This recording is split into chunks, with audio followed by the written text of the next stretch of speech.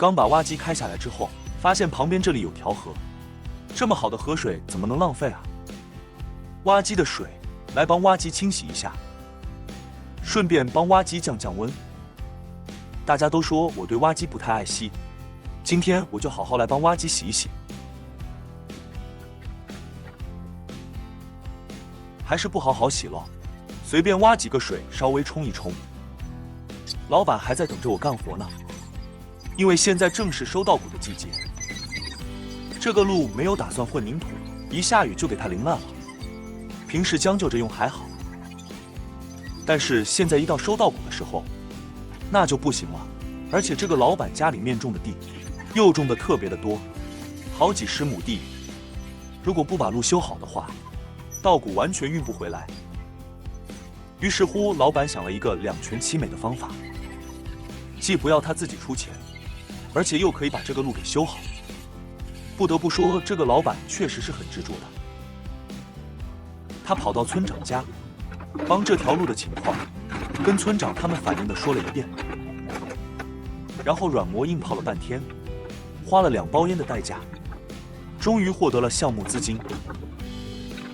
不过村长也说了，地主家也没有余粮啊，路是可以帮你修整修整的，但是不能随心所欲的修整。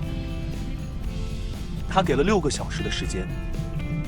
村长的意思就是，挖机修路的时间必须控制在6个小时以内，稍微整一整、修一修，车子能过就行了。如果超过6个小时的费用，村里面就不承担了。不过这个老板真的挺厉害的，我都佩服他。当时村长只说6个小时，却没有说挖机的型号。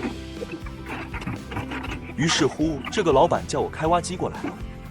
我说有多大挖机？60挖机行不行？老板一口就回绝，不要60的给我，直接上150的，反正6个小时，又没有说挖机大小，那倒不如搞个大的。实在是我家没有3字头、4字头挖机，那老板指定搞一台更大的。具体干完活之后，老板怎么去跟村支书他们解释，那是另一回事的。我现在只按照老板的要求，搞一台150挖机过来，帮这个活给干完就可以了。说起这条路啊，我是真的一点都不陌生啊。这次过来修这个路，已经是第2次过来了。上次过来的时候还是在去年，下大雨把这个路全部冲烂了，老板家的摩托车都下不来了。于是老板自掏腰包，叫我的60小挖机过来，搞了3个多小时。今天老板就大气了，反正不要自己出钱，直接上一台150的挖机。在修这条路之前，老板还特意打电话叫我们开车过来看一下，问我这点路6个小时能不能给他修完。如果6个小时少了，他就再换2包烟，再去争取争取。我说不用了，修这种路6个小时有6个小时的修，10个小时有10个小时的修法。你给我60个小时，我有60个小时的修法。给我60个小时的话，我能保证修完之后，在这条路和旁边的山坡上，保证找不到一根草。但是6个小时的话，我就只能保证你车子能过得来，拉粮食能拉到家里面去。这些草啊什么的我就不会帮你，除了只有一些被水给冲烂的地方，用挖土稍微填一填，用挖机拍拍景象，这个道路右边的地方完好无损。但是草多了点，我就不管它了，帮左边这个挖一挖，保证路的宽度。刚刚这个老板给我提了一个要求，我拒绝了他。他让我在这个路的旁边挖一个水沟，这样子水就往水沟里面流，就不会把路冲烂了。我对他说：“你想倒是想的挺好的，但是你忽略了一件事，我这个150挖机配备的是1.1米的沟，我在你这个4米多一点的路上挖一个1.1米的水沟的话，你这个车子还过得来吗？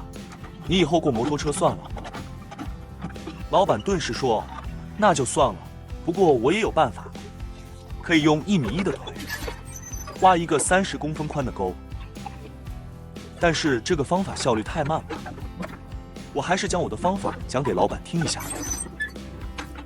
我的方法是用挖豆挖好水沟以后，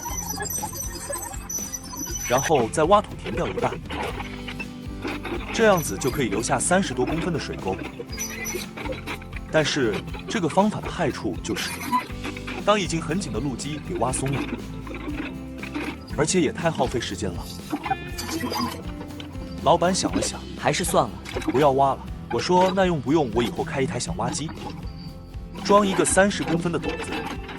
他们说那也不用了，毕竟以后叫挖机，要老板自己私人出钱了。老板划不来呀。今天我来修这个路，是一上来就把挖机开到老板家里面了，然后从老板家里面把这条路一直往外修，一直修到和混凝土路面相连接的地方，差不多就可以了。这条路里面的住户实在是太少了，只有这个东家一户人家住在这里面，更多的一些经过这里的人是为了种这里面的田地才往这条路经过。如果这条路里面住户再多一点的话，这个路早就给他打上混凝土硬化了。今天检测的路，为了效率快一点，省一点时间，就不用挖机履带压了，全部用挖斗给他拍拍紧，而且全程叫老板跟着我，哪里做的不满意的，让他给我指出来，当场给他干好。这路中间这么大个石头，开车不挡路啊，让我用挖机来帮他挖掉。哟，还是个硬骨头啊，纹丝不动。这个石头是没有挖洞，但是老板已经在下面招手了，叫我不要挖了，不要把时间浪费在这个没有用的石头上面，叫我继续修路吧。这个石头他忍忍就过去了。像这块石头，应该在修路的时候要用炮锤来把它打掉。今天实在是没有带炮水过来，老板没有跟我说这个情况，要不然我不收钱也给他打掉。这么大个石头在这个路中间，真的是不好看啊！而且像有些人骑摩托车骑太快了，太容易出问题了。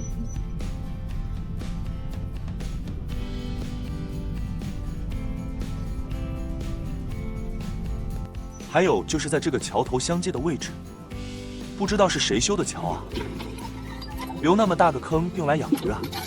我开挖机过去的时候就记住了这地方，我待会回来一定要给它填平。而且刚刚开挖机开到这里，老板也跟我说，让我帮这个地方停一下，就是停这个坑的沙子不好挖呀。这桥下面全是石头，几乎没什么沙子，可挖机都挖不动啊。跟东家说了一下这个情况，东家让我在旁边这块土里面挖。哦豁，这一抖下去，东家赶忙招手，让我停啊停啊停啊，别挖别挖别挖，挖到一根大水管，还是自来水管，得亏没挖断。算了算了，还是老老实实的在这下面掏吧。这下面大部分都是石头，只有少量的沙子，还是上面在下雨的时候冲下来的，所以这个真的不太好挖。将就着吧，多挖几斗，这个也不能太挖多，太挖多就把路面上面挖空了，这个路就不牢了，容易塌方。还在这下面挖出一个小惊喜啊！这个是正方形的，钢管焊接的，起码可以卖5块钱。我先给它扔在地上，看老板要不要。老板不要的话，那就是我的了。从这下面挖着填路的沙子，石头差不多够了，用挖机给它填平一下看看。如果少了，再加这下面实在是挖都挖不上来了，根本没有什么东西可挖了。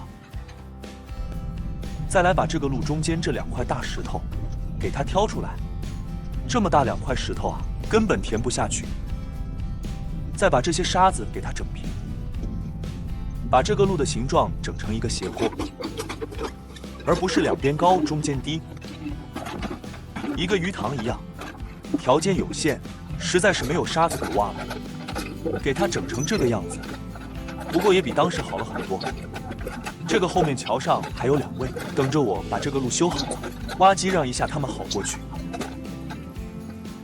在这个深山老林里面，虽然没什么人家，路也很烂，但是这里居然有这么大一座桥，而我就纳了闷了，这里明明只有1户人家，为什么不能拿这个修桥的钱帮这唯一1户人家搬出去呢？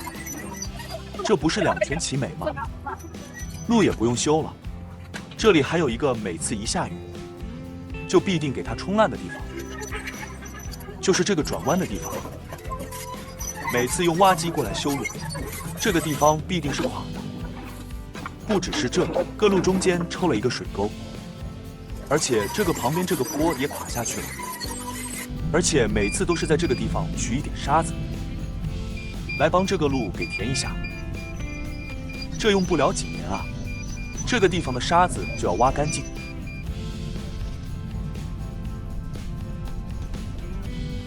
要想一劳永逸，永远走好路的话，就得花点功夫。要么在这个山坡下面挖一个水沟，水从里面流，就不会把外面的路给撑烂；要么就在这个路下面挖一个沟，埋几根水泥管子下去，水从这个路下面流，也不会把这个路给冲烂。如果什么都不搞，就像这样每年填一点沙子，每年叫我过来修一下路的话，1年到头除了给我增加个1、2千块钱收入，除此之外几乎是没有什么太大的用处。如果搞好之后，过不了多久又恢复原来的样子，干一干走一走，停一停看一看，发现时间还有1小半。刚刚我们看了一下时间，发现时间还有1半，现在差不多干了3个小时左右了。于是老板又提了新要求，叫我把6个小时一定要全部干完。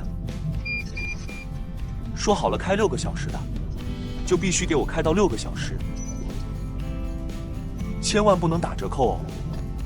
所以我看这里路面稍微有点不平，我到这个山坡下面挖一点这个沙子，然后去填一填，给它搞得妥妥当当、坦坦平平的。没想到这里面还有这么大的石头，东家说这个石头他宁做他用，叫我别管它，放在这里，叫我继续修路就可以了，不要瞎耽误功夫。这个路中间稍微有一点被水冲过的痕迹，我从下面挖一点沙子上来，帮这个填一填。当这个沙子铺满之后，再用挖机的底板给它刮一刮，拍一拍，搞好之后就是这样的一个效果。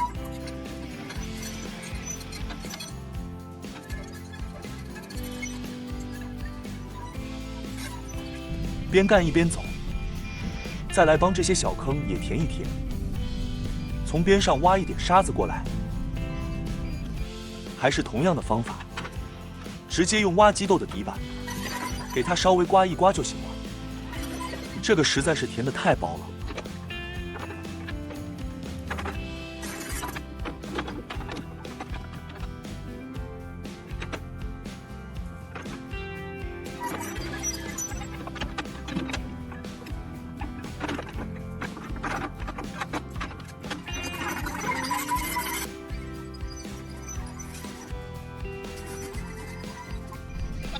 挖机搞了4、5个小时了，终于来到这一段路最需要修整的地方。这个位置是一个很陡的陡坡，下面是一个石头山，所以雨水帮上面生产的石子全部冲掉了，车子无法开上来。而且像这种情况的路面，千万不能给它填得太厚，只能贴上薄薄的一层，多余的全部用挖斗给它刮掉。如果填得太厚了，挖机又压不紧，那车子开上来，只要轮胎一旦出现空转的情况，绝对100%会打滑。所以我这是稍微再给它挖一点沙子，帮这个雨水冲烂了的沟稍微的填一填，车子开起来不会那么弹，车子也更容易上来。从这个角度可以看得很清楚，左边这里这个路是完好无损的，右边那个有一个沟，那就是因为被水给冲出来的。我现在呢，就只要把右边那个沟填一填就可以了。这一点路啊，是整段路程唯一车子上不来的位置。这次修路主要修的是这个位置，其他的位置虽然路也差了点，草也多了点，但是勉强车子还是能过得去的。山坡的里面这边全是石头，挖起来填着没什么用，所以只能在山坡外面稍微的挖一点，帮这个挖出来的石头全部扫到山坡下面去。这个石头停在路上完全没有任何用处，车子开上来的话，如果碰到这个石头还可能会打滑，所以就把它推到山坡下面去，挖一点细的沙子或者土来填。就剩着最后一点了，马上就搞完了。我在搞完了之后，我跟这个老板说，挖机只搞了5个半小时。这个老板大气地说，那就给你算6个小时，不过条件就是今年过年以前结账。哎呀，老板虽然给我多算了半个小时，却给我这个账期有延长了。哎呀，这个买卖我不知道划不划算，我也很难反驳人家。干完之后，老板回过头来看一眼，表示很满意。我终于又干完了，可以回家睡大觉了。今天这个视频时长有一点长，感谢各位的观看。